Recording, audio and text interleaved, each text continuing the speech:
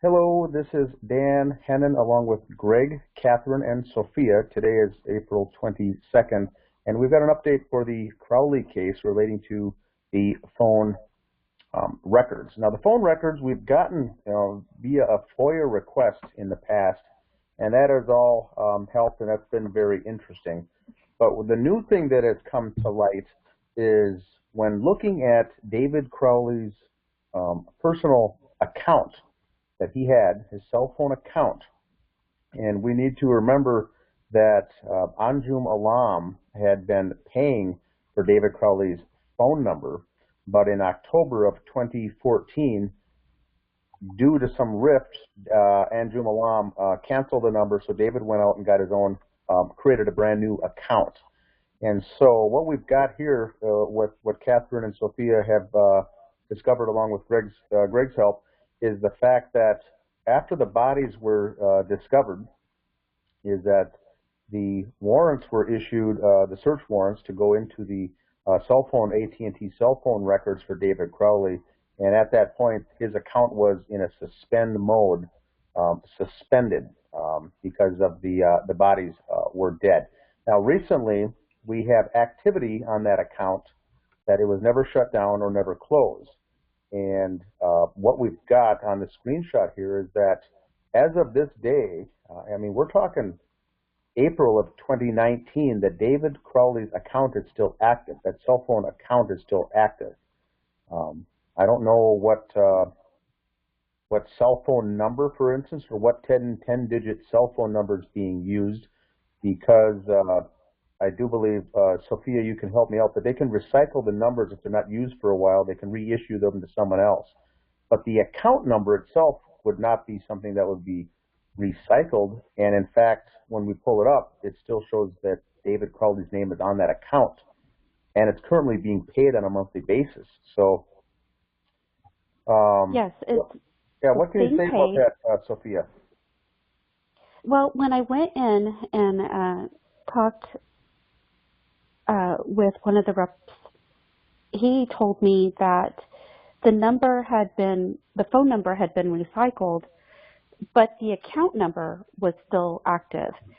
Now, on the 18th, which was Thursday, the account had been suspended on March 21st, 2019. And it was suspended for non-payment. But when I went back to a different store on April 19th on Friday, the account had been paid and it was active again. And he pulled up a screen where it showed payments all the way for the past year, back to March 2018. That was as far back as he could go in the store. And I mean, it's kind of important to find out why his account is still active and who has two phone lines on that account. Why do they still have them? Who is making the payments? And I mean, it's still active because as of the 19th, it was still active. Yeah, because that's a lot of money to put into an account, you know, $184 every month for 4 years. Mm-hmm. That's a lot. Absolutely. It adds up. Mm-hmm. And I was, needless to say, I was kind of shocked when I came across that information. I was not expecting that answer. I had gone in because of codes that we were researching. All four of us were researching, and just questions in regards to those codes, and come to find out that the account was still active and being used. That was just a little shocking, to say the least. Yeah, when you called and told me that, it's like I sent Dan an email right away, and I'm like, we need to talk. It's like, what's going on here? Okay, this is not right. Something's off with this. And that's and you mentioned $184 per month. If that was active this whole time, 4 years, that's 48 months. That total is $8,832 that that someone is using, unless it's just a random person that created an account called David Crowley. I don't buy that. But no. And like I said, it's not going to be recycled. Do you think that that account went dormant for some time after the killings and then someone just reactivated? But if they did, why would they use the name David Crowley? Well, and again, like you said, Dan, it is the same exact account number, so they're not going to recycle an account. Yeah, the old phone number pulled up with his name, but that account number is absolutely the same. It wouldn't change. It wouldn't be recycled, but it's all there. Yeah, and when I've been searching the phone numbers, the 4890 comes up, and even on anybody can do a Google search on that and pops up as David Crowley. And then when I pull up Kamel's phone number with the 0072, it says nothing can be found. So I found that interesting. Yeah, and it shows if you look onto even the subscriber financial liability for AT&T, and it does show the date here, customer since 10/21/2014. This is when David Crowley called AT&T and set up his own account to get his own cell phone number after Mr. Alam canceled his. And so at the end of October, less than 2 months, roughly 2 months around allegedly the deaths, he did get his brand new account set up, assigned a new account number, and was paying the bills and everything else. And then after the bodies were found, you would think that that account would go dormant, and as part of the, I don't know if you'd call it, as part of the estate, for instance, would be shut down. Who's ever handling the account, the estate would be shutting down these accounts. And it does look like a couple months ago, whoever was doing it had forgotten to pay a month or two. And I think sometimes it takes maybe 3 months for it to actually get suspended or shut off. And so someone skipped a couple months, and now they paid it again. So it is actually, this is what we're talking about is a current cell phone account with two, Sophia, was it two lines connected to this? Yes, sir.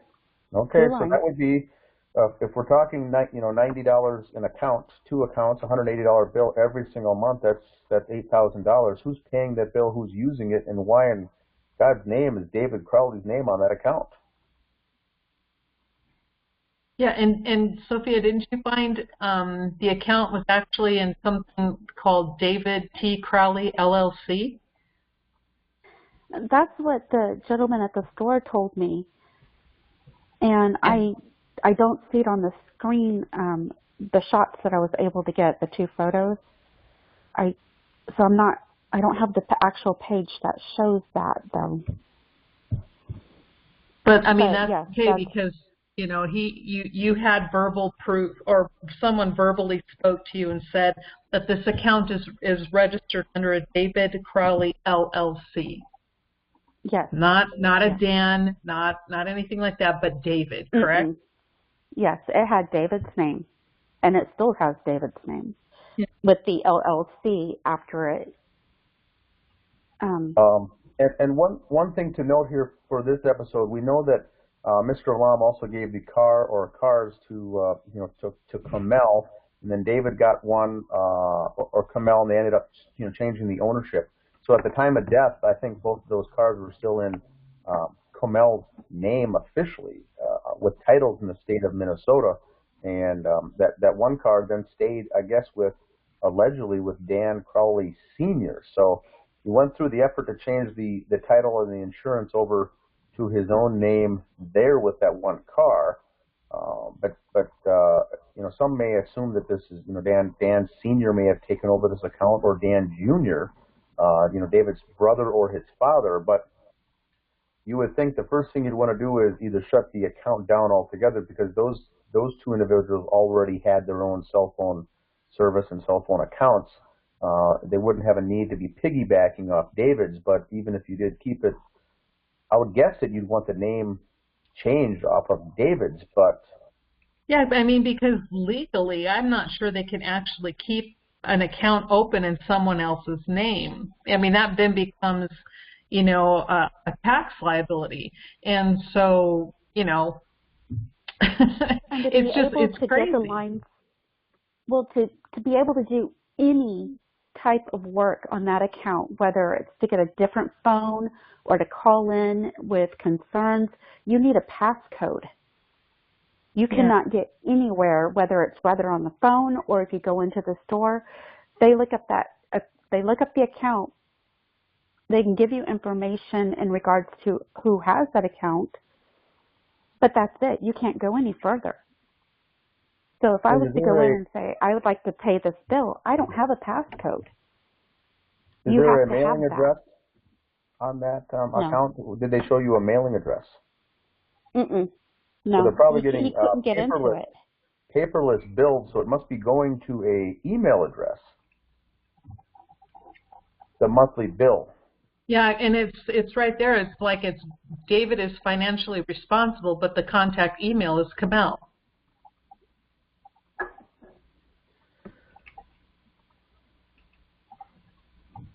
Well, it's certainly an interesting thing, and I'm glad we're getting this out there because, once we said again that it doesn't matter what the phone number is, it's the account has been active since David set it up in October of 2014. It's gone through a couple of times. It seems that it has been suspended, but the account is still there, and it's currently, as of today, in an active status, generating a monthly bill that someone is paying. And so that's a question, I think, and once we get this video out there, if anyone in this background or in this industry could, comment below, because I can't think of a situation where you'd still be wanting to use that phone or use that line, or that account, I should say. Yep, I agree. Greg, do you have any thoughts, Greg, on why an account would be in the name of David Crowley? Under the business name David Crowley LLC? No, it doesn't make sense. No. Yeah. And it would be interesting to see who's actually paying that bill. So if you know of anything, please leave your comment below, because that's an expensive bill with two lines beneath it. And wow, I don't know, but hopefully we'll trigger something that someone could comment below. And just so everybody knows, Sophia and I are going through the phone records with a fine-tooth comb, and we will have some extremely interesting information for you regarding that as well in the near future. Yeah, that'll be interesting to get out, because those phone records came out, and some of those files, those PDF files, are quite large, and we've been putting together some of these spreadsheets, and finding some very interesting things. So that'll be coming out once that gets wrapped up. But we wanted to get this information out there right away with this account number, because this is odd, because this is an ongoing account that is live, active, and being paid for by someone to this day on a monthly basis. Yeah, a dead family's cell phone account is open 4 years later, and yeah, still active and still being paid. There's something wrong there. Yeah, absolutely. That was not the response I was expecting to get when I went in. No, at all. I mean, and this has been turned off. So it was turned off at least by 2/18/2015, according to this file right here, and then all of a sudden the bill is paid, and I mean, look at where the bill is paid to. This is where they're billing it. You would have to live here in order to change that billing address. I don't understand. You would have to have his personal information to be able to get that account started back up again. So if it's not David, who is doing it? Is it fraud? You have to ask that question. This person is dead. His account is active. What's going on? This account I don't see any reason why this account should be active at all. Yeah, and those for watching on the screen there, it's an account that ends in a 247. That is the actual account number at AT&T, and the owner of that account is David Crowley. So I would agree with Sophia that this seems to be something fraudulent in in some sort. Very strange would be the low end of things. It could be fraudulent. Yes. Who knows? Yes, it was not the answer I was expecting. It was not the response, but it was still active. You can imagine my shock. Poor guy. But, yeah. All right, well, that's all this is something that needs to be looked in. That's all that I had. Did you have anything else, Catherine, to mention, or Greg, or Sophia? No. No, I just, again, just want to reiterate what you have already stated and hope everyone understands the point we are making is that the account of a dead family is active and still being paid. Who's doing it? Is it fraud? Is it the family who's kept it open but has decided, which I don't see how they legally do it, but it's something to seriously think about. This family died 4 years later, their accounts are still being paid, and it is still open, which should not be. So like Dan said, if anyone out there has any good explanation for this, please let us know. Very good. Thank you, Catherine. All right, so please leave your comments below with any suggestions, and we'll get this posted out there on YouTube, and feel free to share it. Thank you for listening.